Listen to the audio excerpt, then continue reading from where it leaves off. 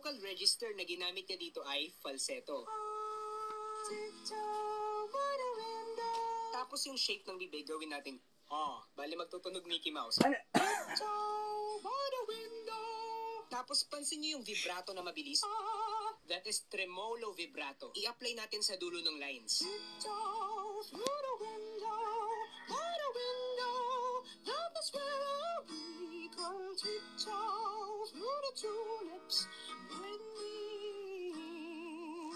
Tapos itong creepy na part na to, yan ay glissando. Mag-i-slide ka from one note to another pero parang may vibrato. So from dito papunta dito.